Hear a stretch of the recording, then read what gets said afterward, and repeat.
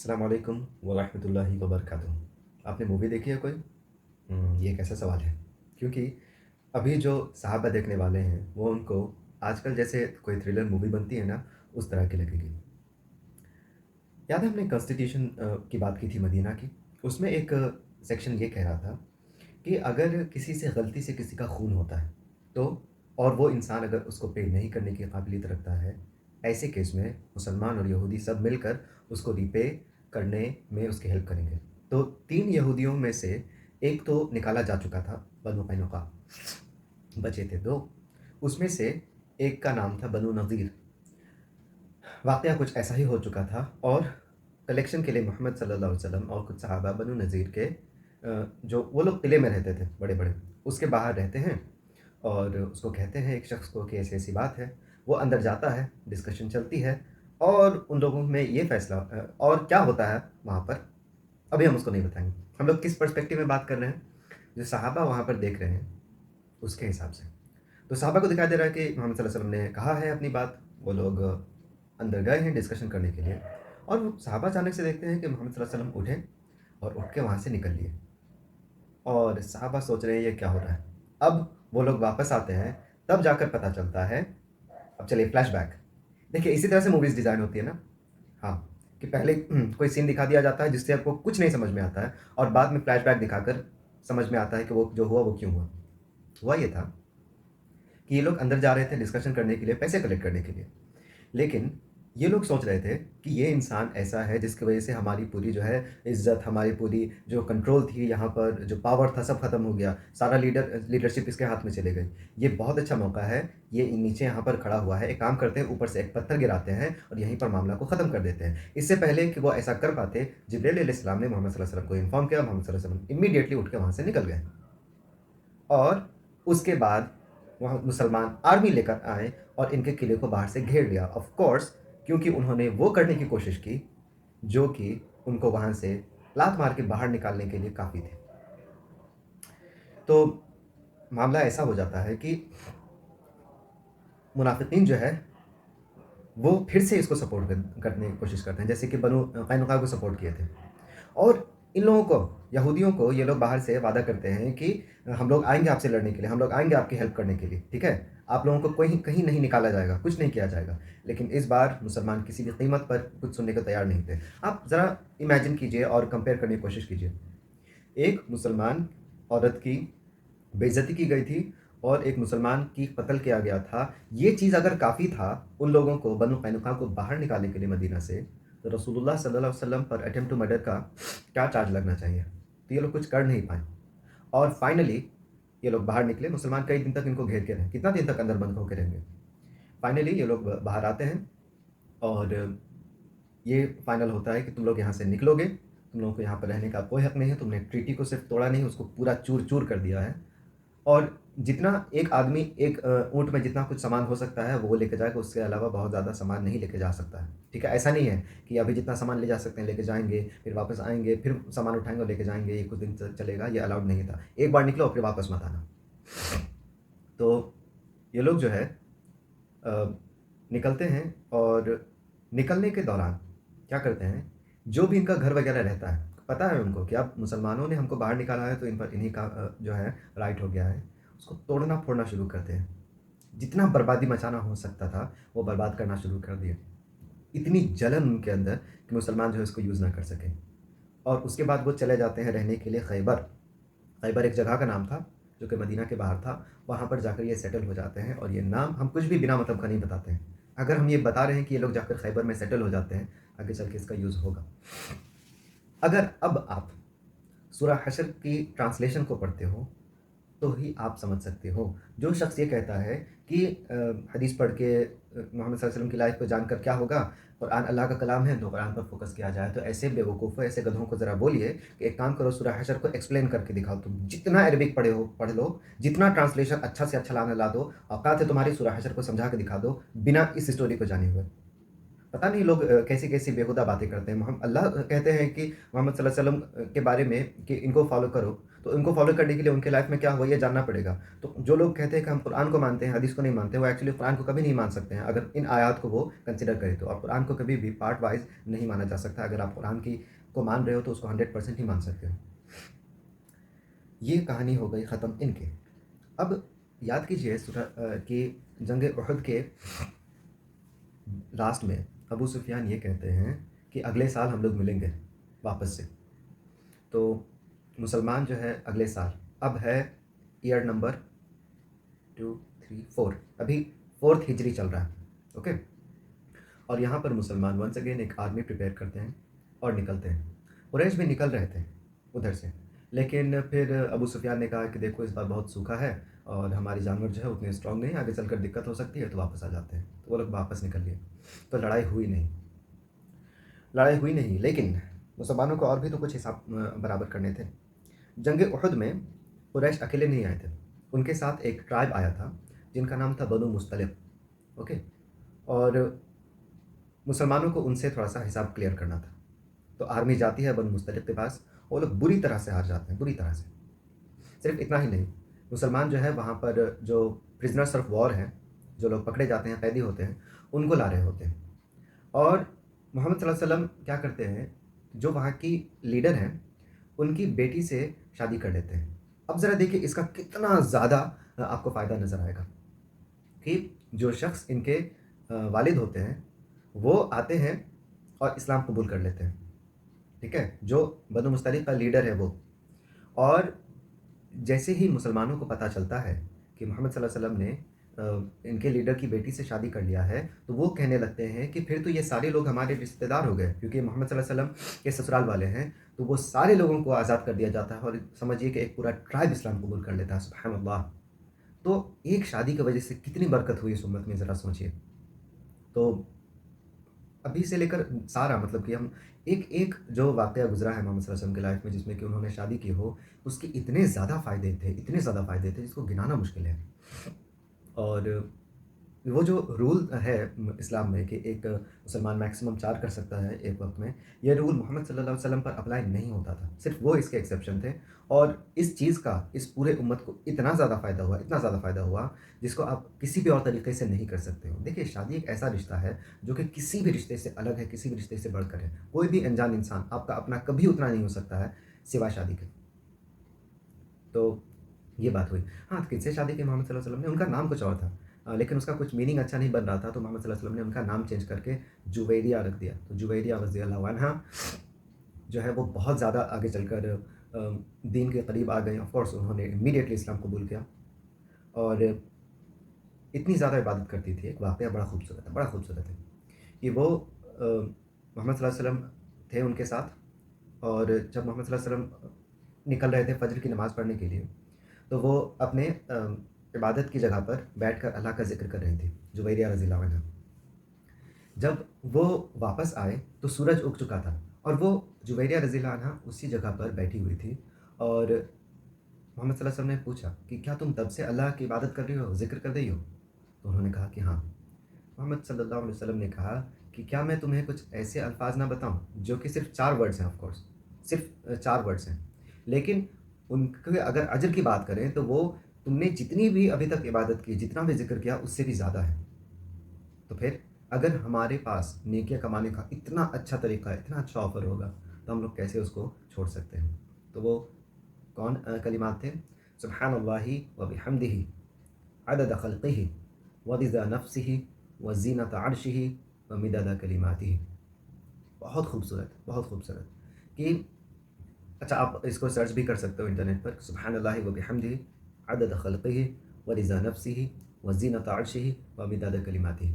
इतने सिंपल है कि हम अल्लाह की जो है हम्द बयान करते हैं, तारीफ़ बयान करते हैं। कितना ज़्यादा? उसके कुछ एग्ज़ाम्पल्स दिए गए हैं जो कि बहुत ज़्यादा ज़बरदस्त हैं। इसीलिए तो ये जो वर्ड्स है वो इतने पावरफुल है और इसमें अजर में इतना ज़्यादा है।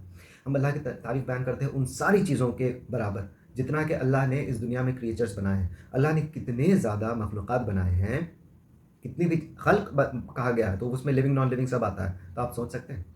ज़ीनत अर्शिही, जितनी की अर्श की वेट है, जितना कि अर्श की खूबसूरती है उसके बराबर। अर्श जो है इस दुनिया का, इस पूरे यूनिवर्स का सबसे हेवी क्रिएचर है। जो भी चीज़ अल्लाह ने बनाई है, अर्श से बड़ा कुछ नहीं है। तो फिर आप समझिए कि ये जो कलिमात है ये कितने ज़्यादा पावरफुल है, कितने ज़्यादा अच्छे हैं। आप इसको ज़रूर याद कीजिए। और हाँ, मोहम्मद सल्लल्लाहु अलैहि वसल्लम ने कहा कि सुबह में इसको 3 बार पढ़ना है, ओके? तो कितना कितना मुश्किल काम है, कितना मुश्किल काम है। बिल्कुल नहीं, आज के आज इसको याद कर लीजिए। तो उसके बाद क्या होता है कि हाँ, अभी हम लोग आगे चल गए और जुबैरिया रज़ियल्लाहु अन्हा के बारे में जो ये जो वाक़यात थे, ये बहुत बाद में हुए हैं। हमको फिर से वक़्त में पीछे जाना पड़ेगा। ये तो करना ही पड़ता है बार-बार कि अभी क्या है कि वहाँ से जंग से बनु मुस्तलिक पे मोहम्मद सल्लल्लाहु अलैहि वसल्लम वापस आ रहे थे और इस जंग में अब्दुल्लाह इब्न उबई बिन सलूल भी शामिल हुआ था। ये शख्स इतना इतना गिरा हुआ था, हम सब क्या बताएँ। मेरे मुँह से गाली निकल गई, हम प्रिपेयर कर रहे थे आज के वीडियो को, तो इतनी ज़्यादा हमको गुस्सा आता है जब भी इसका नाम सुनते हैं तो।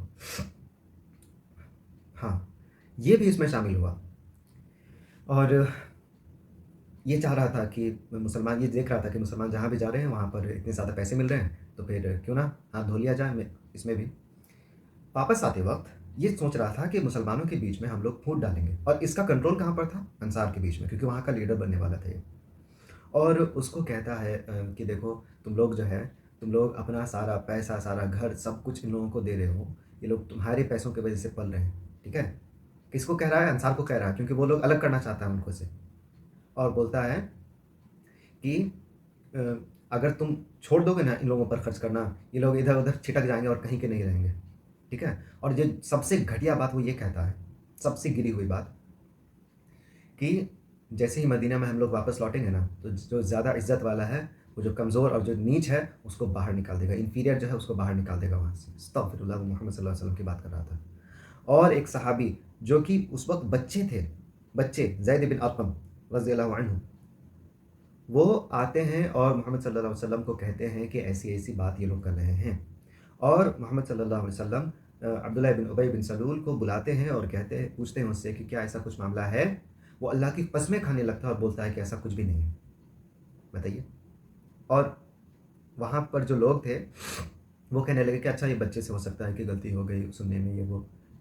और वो बच्चा सोचिए कितना ज़्यादा हर्ट हुआ होगा कि मैंने सुना जो, और मैं सच कह रहा हूँ और मेरी बात नहीं मानी जा रही है, इसकी बात मानी जा रही है। और देखिए इसके पीछे भी बहुत सारी पॉलिटिक्स थी। अगर नहीं मानते उसकी बात, तो फिर मामला बिगड़ जाता ना, मदीना की स्टेबिलिटी ख़राब हो जाती। मजबूरी थी कई बार कि मुसलमानों को ये सब इग्नोर करके चलना पड़ा, लेकिन अल्लाह को ये बर्दाश्त नहीं हुआ। अल्लाह नाज़िल करते हैं सूरह मुनाफ़िक़ून। और हमने जितनी भी कुरान पढ़ी है, हम ऐसा मानते हैं कि अल्लाह सुब्हानहू व तआला इससे ज़्यादा नाराज़ कभी किसी सूरा में नहीं है। जिस तरह की आयत है, जो पहली आयत है, सुब्हानल्लाह, अल्लाह कहते हैं बिस्मिल्लाहिर्रहमानिर्रहीम, इज़ा जाअकल मुनाफ़िक़ून क़ालू नशहदु इन्नका लरसूलुल्लाह वल्लाहु यशहदु इन्नल मुनाफ़िक़ीन लकाज़िबून। कि जब मुनाफ़िक़ीन आपके पास आते हैं और कहते हैं कि हम शहादत देते हैं कि आप अल्लाह के रसूल हैं, अल्लाह शहादत देते हैं कि ये लोग झूठे हैं। पहली आयत अगर ऐसी है तो आप समझिए आगे क्या होने वाला है। ये लोग क्या कह रहे हैं? हम यकीन करते हैं आपको अल्लाह के रसूल। अल्लाह कह रहे हैं कि अल्लाह गवाही दे रहे हैं कि ये लोग झूठ बोल रहे हैं। ये लोग नहीं मानते आपको अल्लाह के रसूल। उसके बाद अल्लाह उनके कुछ कैरेक्टरिस्टिक्स बताते हैं। और अब थोड़ा-सा अगली आयत जो हम तिलावत करने वाले हैं, उसकी, अच्छा ये आयत नंबर 2 नहीं है जो हम अभी बोलने वाले हैं। अल्लाह सुब्हानहू व तआला उनके कुछ सिफ़ात को बयान करते हैं कि किस तरह से वो लोग जो हैं अ, अपने अंदर ज़रा भी ईमान नहीं है और सिर्फ़ दुनिया के पीछे भागते हैं और सिर्फ़ उनके अंदर यही चीज़ें भरी हुई है, उनमें इस्लाम का, ईमान का कोई ज़रा बराबर भी नहीं है। और यहाँ तक कि अल्लाह ये भी कहते हैं इसी सूरह में आगे कि इनसे गलती हो जाती है और लोग कहते हैं कि अल्लाह के रसूल से आकर माफ़ी माँग लो, तो भी ये लोग पीछे हटते हैं। और अब ज़रा सोचिए, मोहम्मद सल्लल्लाहु अलैहि वसल्लम, जो कि अगर एक बार अगर इशारा कर देते तो एक शहर को बर्बाद कर दिया जाता। ताइफ की बात कर रहे हैं। वो रसूल जो कि आँख अगर ऊपर उठाएँ, अल्लाह से माँगा तक नहीं, और अल्लाह अल्लाह ने क़िबला चेंज कर दिया पूरे दुनिया के लोगों के लिए। आज अगर कोई किसी और डायरेक्शन में नमाज़ पढ़े तो उसकी नमाज़ कबूल नहीं होगी। ये क्या? अल्लाह, मोहम्मद सल्लल्लाहु अलैहि वसल्लम ने दुआ भी नहीं किया था, सिर्फ़ नज़रें उठाकर देखे थे। جس کو بنا مانگے اللہ نے وہ گفٹ دیا اسراء والمعراج کی جو کہ کسی انسان کو کبھی نہیں دیا گیا تھا، کبھی نہیں دیا جائے گا۔ اس رسول کو اللہ کیا کہہ رہے ہیں؟ سواء علیہم استغفرت لہم ام لم تستغفر لہم لن یغفر اللہ لہم ان اللہ لا یہدی القوم الفاسقین، کہ یہ برابر ہے آپ ان کے لیے مغفرت کی دعا مانگے یا نہیں مانگے، اللہ ان کو نہیں معاف کرنے والے۔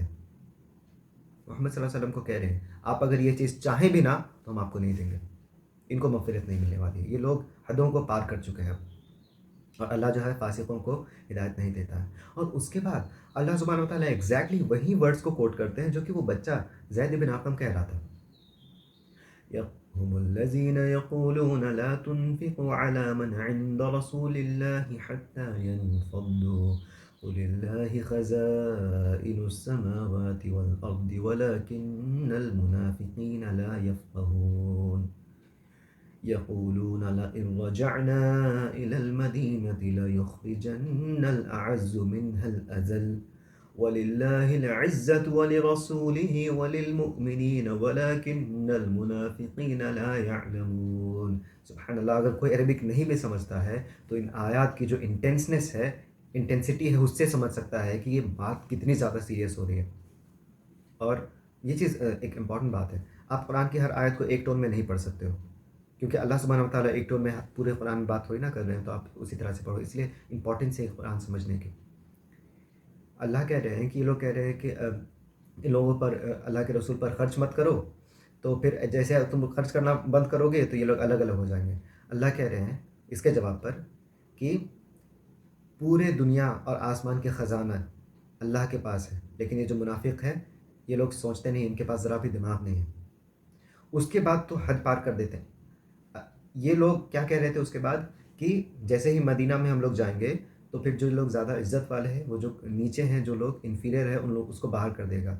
اللہ کہہ رہے ہیں، وہ لوگ اپنے آپ کو عزت والا کہہ رہے تھے نا، اللہ کہہ رہے ہیں وَلِلَّهِ الْعِزَّةِ وَلِرَسُولِهِ وَلِلْمُؤْمِنِينَ وَلَكِنَّ الْمُنَافِقِينَ لَا يَعْلَمُونَ۔ سبحان اللہ، کہ عزت جو ہے وہ اللہ کی، اللہ کے رسول کی اور ایمان والوں کی ہے، منافقین کچھ نہیں جانتے، اور وہ لوگ ایسے ایکسپوز ہوتے ہیں، ایسے ایکسپوز ہوتے ہیں کہ اب تو بچنے کا کوئی چانس ہی نہیں ہوگا۔ لیکن پھر بھی محمد صلی اللہ علیہ وسلم کچھ نہیں کرتے ہیں، اور بعد میں صحابہ پوچھتے ہیں محمد صلی اللہ علیہ وسلم سے کہ آپ ان کو قتل کیوں نہیں کر دیتے ہیں؟ محمد صلی اللہ علیہ وسلم ایسا جواب دیتے ہیں کیونکہ سوچنے پر مجبور کر دے گا ہم لوگوں کو۔ وہ کہتے ہیں کہ میں نہیں چاہتا ہوں کہ آنے والے لوگ یہ کہیں کہ محمد جو ہے وہ اپنے لوگوں کو قتل کرتا تھا۔ مطلب ذرا سوچئے محمد صلی اللہ علیہ وسلم کا ویژن کتنا بڑا تھا، وہاں کے لوگ کچھ نہیں کہہ پاتے، کچھ نہیں کر پاتے، اور جو لوگ جانتے تھے اس پورے واقعے کو، وہ لوگ اچھے سے یہ بات سمجھتے تھے کہ یہ لوگوں نے کیا کیا نہیں کیا ہے۔ لیکن محمد صلی اللہ علیہ وسلم آنے والے ٹائم کے لیے، یعنی کہ سمجھ لیجئے کہ ہمارے ٹائم کے لیے انہوں نے پریڈکٹ کر لیا تھا کہ ایسے لوگ ہوں گے جو کہ ایک ایک واقعے کو دیکھنے والے ہوں گے اور یہ چیز کرنے والے ہوں گے، اور محمد صلی اللہ علیہ وسلم کو کرٹیسائز کرنے والے ہوں گے۔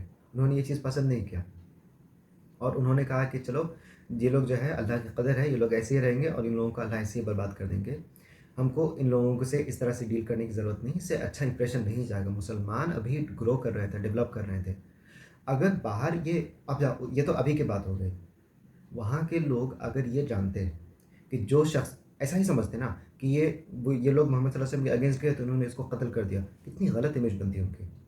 لوگ اسلام قبول کرنا چاہتے ہیں، ان کو ڈر نہیں لگتا۔ اس چیز کو پریونٹ کرنے کے لیے مسلمانوں نے، محمد صلی اللہ علیہ وسلم نے بہت کچھ برداشت کیا، ابھی تو ایکچولی میں برداشت آنا باقی ہے، اوف کیا بتائیں اس کے بارے میں۔ اس کے بعد ایک اور واقعہ ہوتا ہے، کیا کرے، اس کو بولنا ہی پڑے گا نہیں چاہتے ہوئے بھی۔ عائشہ رضی اللہ عنہ گئی بھی ہوتی ہے اس سفر میں جب بنو مستلق پر حملہ کیا جانے والا ہوتا ہے، اور واپس لوٹتے وقت کیا ہوتا ہے کہ ان کا ایک نیکلیس جو ہے وہ کھو جاتا ہے، اور وہ ان کو ڈھونڈنے کے لیے باہر نکل جاتی ہیں۔ پھر جو لوگ ایک جگہ ہوتی تھی، اونٹ کے اوپر رکھا جاتا تھا، باکس جیسا بنا ہوا ہوتا تھا، اس کو اٹھائیں تو عائشہ رضی اللہ عنہ کا ویٹ کچھ زیادہ نہیں تھا، تو وہ لوگ سمجھ نہیں پائیں کہ اس میں وہ ہے کہ نہیں ہے، وہ سوچے کہ ہے اور اٹھا کر لے کر چلے گئے، مسلمان جو ہے وہ آگے نکل گئے۔ ये अकेले रह गईं बेचारी। और ये क्या हुआ कि सो गईं ज़मीन पर ही, इंतज़ार करते-करते कि कोई आएगा।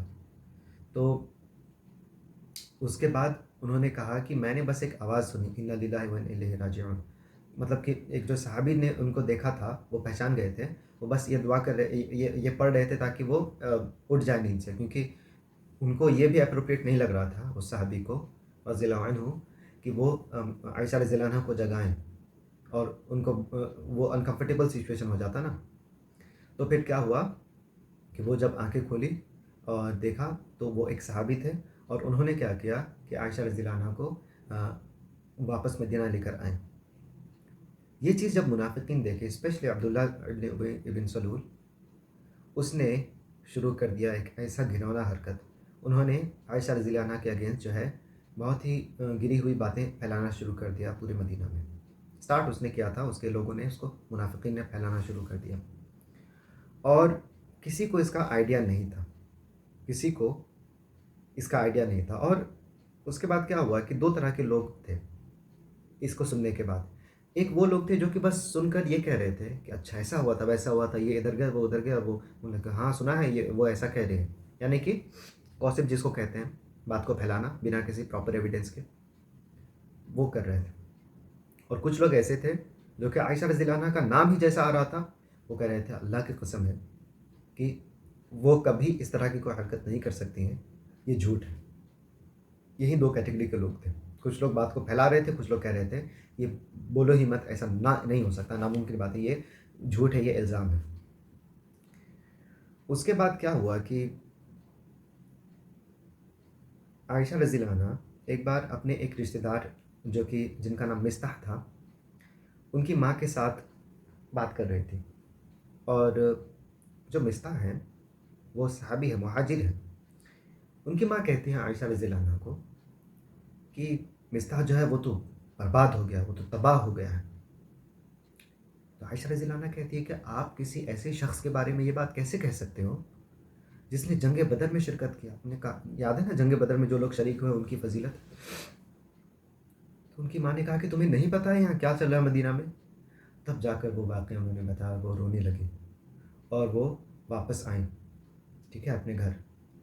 मोहम्मद सल्लल्लाहु अलैहि वसल्लम ने भी सुन रखा था इसको, लेकिन वो इमोशनली वहाँ पर रिएक्ट नहीं कर सकते थे।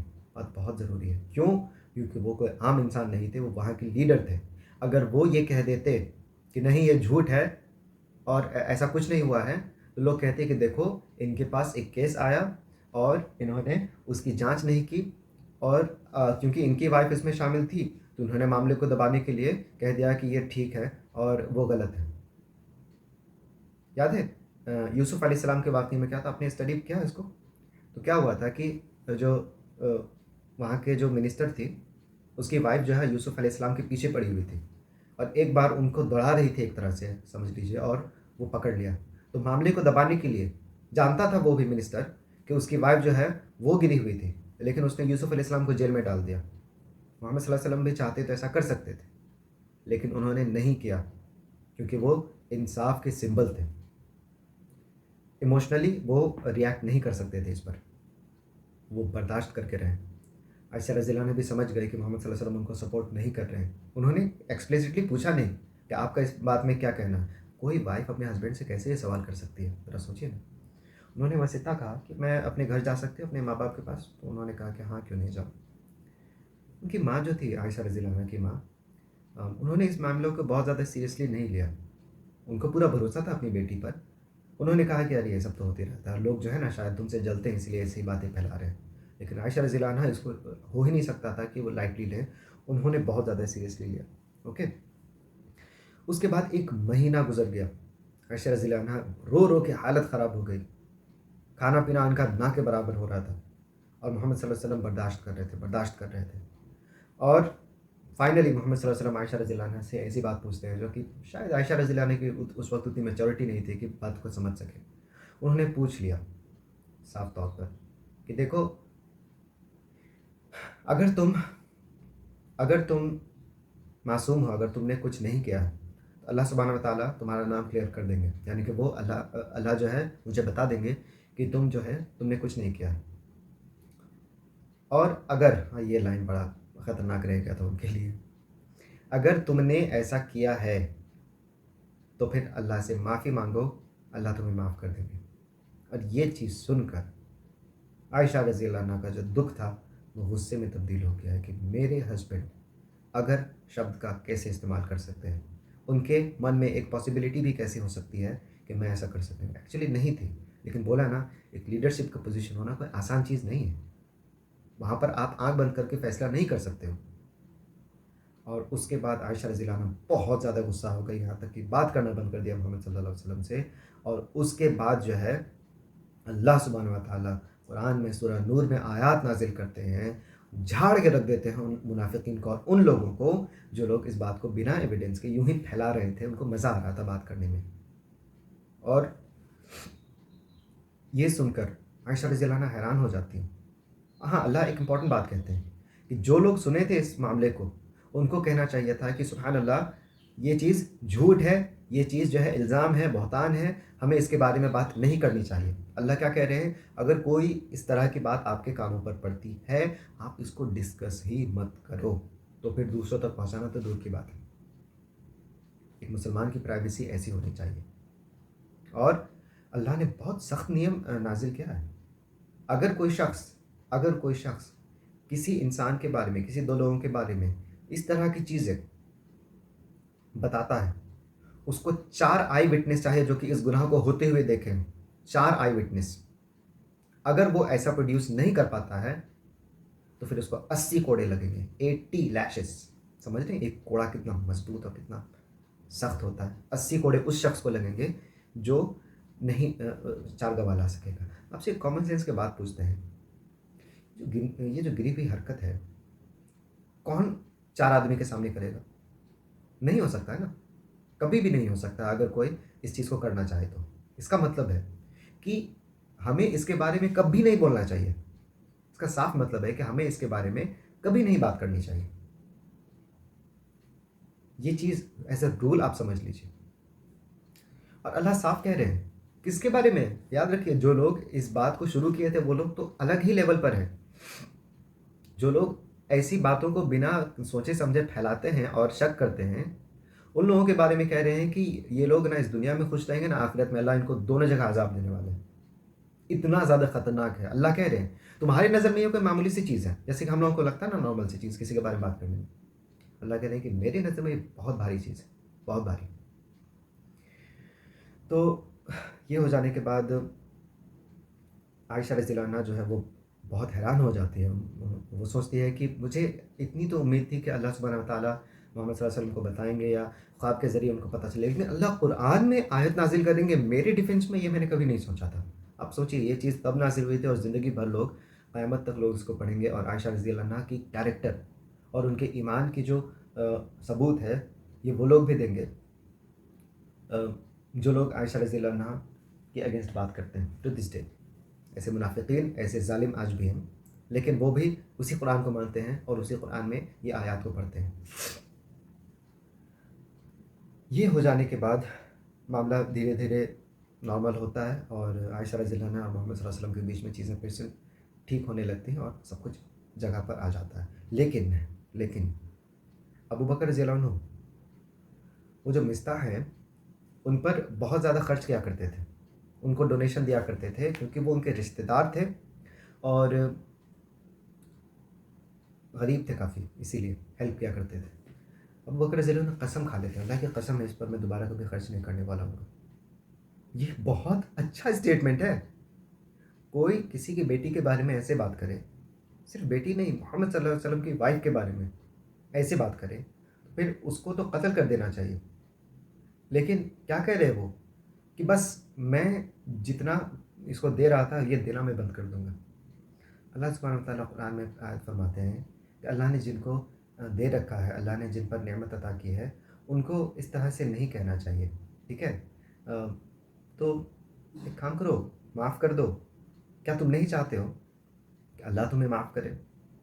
اور ابو بکر رضی اللہ عنہ سمجھ جاتے ہیں کہ آیت انہی کے لیے نازل ہوئی ہے، اور وہ کہتے ہیں کہ بے شک میں ضرور چاہوں گا کہ اللہ مجھے معاف کر دے. اور اس کے بعد سے انہوں نے اپنی قسم جو ہے وہ توڑ دیا. اس کے لیے بھی کچھ پینلٹی ہے اسلام میں کہ آپ کو کچھ روزے رکھنے پڑتے ہیں, کچھ پیسے دینے پڑتے ہیں, اس طرح کا کچھ رول ہے. Not very sure about this, بس ہم لوگوں کو بچنا چاہیے قسم کھانے سے پہلے. اوکے, ایسی ہی چیز پر قسم کا یوز کرنا چاہیے جس کے لیے ہم 100 نہیں 110% شیور ہیں. ہاں, تو ابو بکر رضی اللہ عنہ پھر کبھی بھی روکتے نہیں ہیں ان کو پیسے دینا, ان کی ہیلپ کرنا. ایکچولی کچھ نریشنز کہتے ہیں کہ وہ بڑھا ہی دیتے ہیں اس آیت کی وجہ سے. ہم یہاں پر پاز کر کے یہ سوچنا چاہتے ہیں اور بات کرنا چاہتے ہیں کہ ہم کسی کو آنکھ بند کر کے معاف کر دینا بنا اس کو غلطی کے ریئلائز کروائے اس کے اگینسٹ ہے. ان کی بات اگر کریں تو انہوں نے شروع میں اسلام قبول کیا, نمبر 1. انہوں نے ہجرت کی, نمبر 2. انہوں نے جنگ بدر میں شرکت کی, نمبر 3. ان کو اپنی غلطی کا احساس تھا, نمبر 4. اور دوبارہ انہوں نے ایسی غلطی کبھی نہیں کی, نمبر 5. یہ 5 چیزیں تھیں ان کے پاس, تب جا کر ابو بکر رضی اللہ عنہ نے ان کو معاف کیا. ہم کس چیز کے اگینسٹ ہیں؟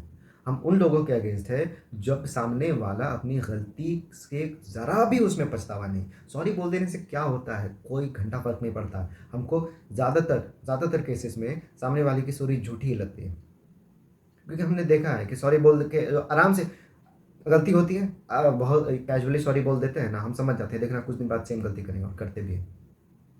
جب تک آپ کو اپنی غلطی کا اندازہ نہ ہو اور آپ واقعی میں سوری نہ ہو, تب تک وہ سوری نہیں ہوتی. دیکھیے, اکثر ہم لوگ بات کرتے ہیں کہ ارے اردو لینگویج اتنی اچھی ہے, یہ لینگویج اتنی اچھی ہے, اور ہم لوگ انگلش کو اتنا اچھا ایز اے لینگویج نہیں سمجھتے ہیں. یہ بات بہت حد تک سچ بھی ہے, لیکن یہ چیز ہم کو بڑی اچھی لگتی ہے. سوری نہیں, آئی ایم سوری. یہ 3 ورڈس ہیں, لیکن اس کی بہت ڈیپ میننگ ہے. آئی ایم سوری کا دیکھیے, اس کو اگر آپ ہندی میں کہنا چاہو نا تو ایسے ہوگا کہ مجھے شرمندگی ہے اپنے غلطی پر, میں پوری طرح سے اپنی غلطی کو ایکسیپٹ کرتا ہوں, اور میں آپ سے ریکویسٹ کرتا ہوں کہ آپ مجھے معاف کر دیں. اتنا لمبا کہنا پڑے گا. اور انگلش میں اس کو بس آئی ایم سوری کہنا پڑے گا. آئی ایم سوری کا مطلب ہے کہ سوری میرے اندر بھی ہے, اور ہم آپ سے ریکویسٹ کر رہے ہیں کہ آپ ہم کو معاف کر دیں. تو جو شخص اس طرح کا ہوتا ہے نا, جس میں نظر آتی ہے کہ آپ کو پہلے اندازہ ہے کہ نہیں کہ آپ نے کیا کیا, تب نہ جا کر آپ معافی کے قابل ہوں گے. تو یہ بات ہم نے کی ختم, کیونکہ کہیں ایسا نہ ہو کہ لوگ یہ سمجھیں کہ ہم معافی کے اگینسٹ بات کر رہے ہیں. بالکل نہیں. معافی سے بڑی شاید ہی کوئی چیز ہوگی جو کہ انسان کر سکتا ہے اللہ کی رضا حاصل کرنے کے لیے. محمد صلی اللہ علیہ وسلم کی حدیث ہے کہ اگر ایک شخص کسی آرگیومنٹ کو, کسی بحث کو چھوڑ دیتا ہے, ہار مان جاتا ہے, یہ جانتے ہوئے بھی کہ وہ صحیح ہے, تو میں گارنٹی دیتا ہوں اس کے جنت کے لیے. اس سے بڑی ہم لوگوں کو کیا موٹیویشن ہو سکتی ہے لوگوں کو معاف کرنے کے لیے اور اپنے آپ کو جھکا لینے کے لیے جب بھی اپروپریٹ ہو. لیکن آف کورس ہم ہمیشہ اس ڈیڈ لائن کی بات کرتے ہیں, اس کو کراس نہیں کرنا چاہیے. آگے چلیں, تو 4th ایئر ختم ہو چکا, اب ہم لوگ 5th ایئر میں جا رہے ہیں.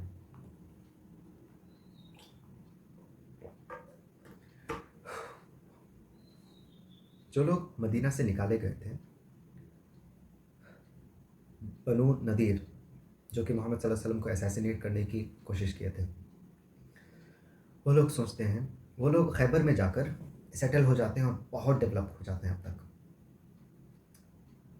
بہت زیادہ قلعے وغیرہ, بہت زیادہ اسٹرانگ بلڈنگس وغیرہ بنا لیتے ہیں, اپنے آپ کو اسٹرانگ کر لیتے ہیں ملٹری کے طور پر, سب کچھ کے طور پر.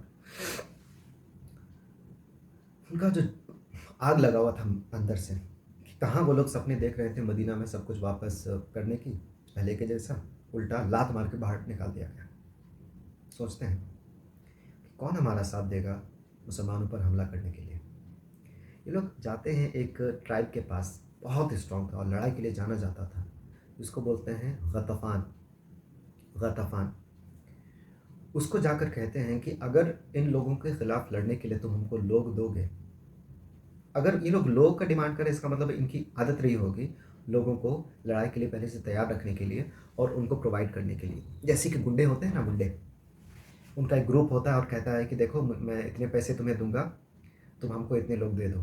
سیم ڈیل ہو رہی تھی یہاں پر کہ تم لوگوں کو بہت پیسے اور بہت زیادہ سامان ملے گا اگر تم لوگ ہم کو لڑنے کے لیے واریئرس دو گے, گنڈے دو گے.